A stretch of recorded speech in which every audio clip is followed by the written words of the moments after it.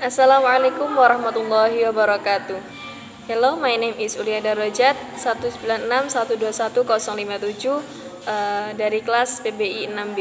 Di sini saya akan menjelaskan 5 istilah dalam penelitian kualitatif beserta contoh dalam penelitian bahasa Inggris. The first one is naturalistic research.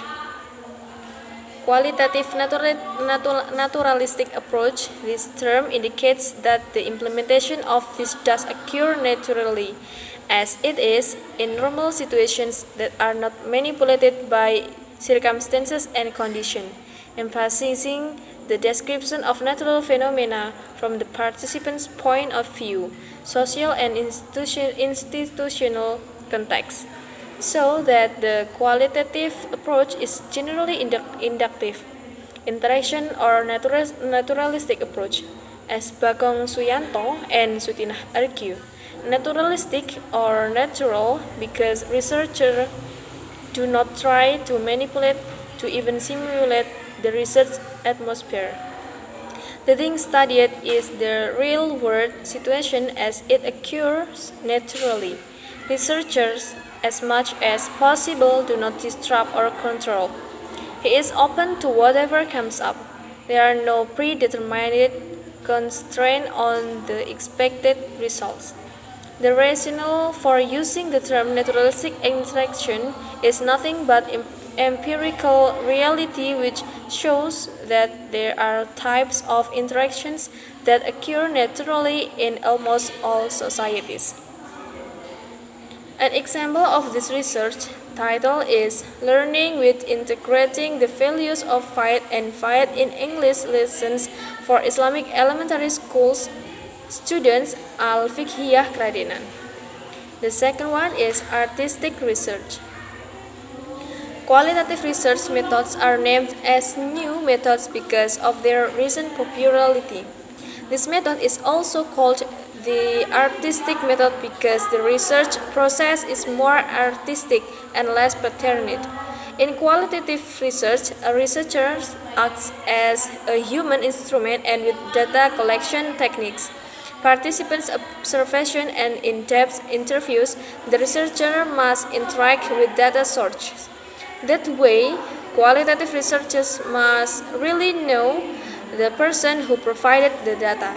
In searching for data on someone, the artistic method will appear. The way a qualitative research searches and collect data from someone has their own artistic patterns. An example of a title them in artistic research is Why is it difficult to eradicate laziness in students in Indonesia? Third, case study research. According to Bogdan and Picken, a case study is a detailed examination of one setting or one subject or one document, repository or one particular event. Surahmat limits the case study approach as an approach by focusing on a case intensively and in detail, while Yin provides a more technical limitation with an emphasis on its characteristics. Ari, Jacobs, and Razavi explain that in case studies, researchers should try to examine units or individuals in depth. Researchers try to identify all important variables. Based on these limitations, it can be understood that the limitation of a case study include 1. The research targets can be in the form of people, events, settings, and documents. 2. These goals are studied in depth as a totality according to their respective backgrounds or contexts with the aim of understanding the various relationships that exist between the variables. The examples is implementation of the child-friendly school model in English learning at SDN 1 Kradenan. Fourth, ethnography research. Ethnography is a very in-depth study of behavior that occurs naturally in a culture or a particular social group in order to understand a particular culture from the perspective of the perpetrator. Experts that call it field research because it is carried out in the field in a natural setting. Researchers observe the behavior of a person or group as it is. The data is obtained from very in-depth observation so that it takes a long time in the field. Interviews with members of cultural group in depth, studying documents or artifacts carefully. Unlike other types of qualitative research, where data is usually analyzed after completing data collection in the field, ethnographic research data is analyzed in the field according to the context or situation that occurred at the time the data was collected.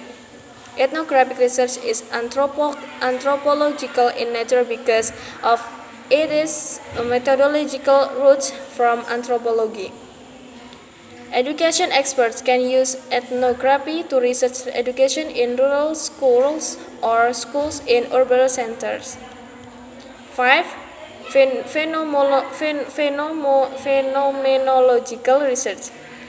Phenomenology is one of research methods in qualitative studies. The word phenomenology or phenomenology comes from the Greek phenomenon and logos. Phenomenon means that to see and painon means to show, while logos means words, speech, ratios, considerations. Thus, phenomenology in general can be interpreted as the study of phenomena or what appears. Phenomenology is an analytical method that seeks to understand reality as it is in its purity.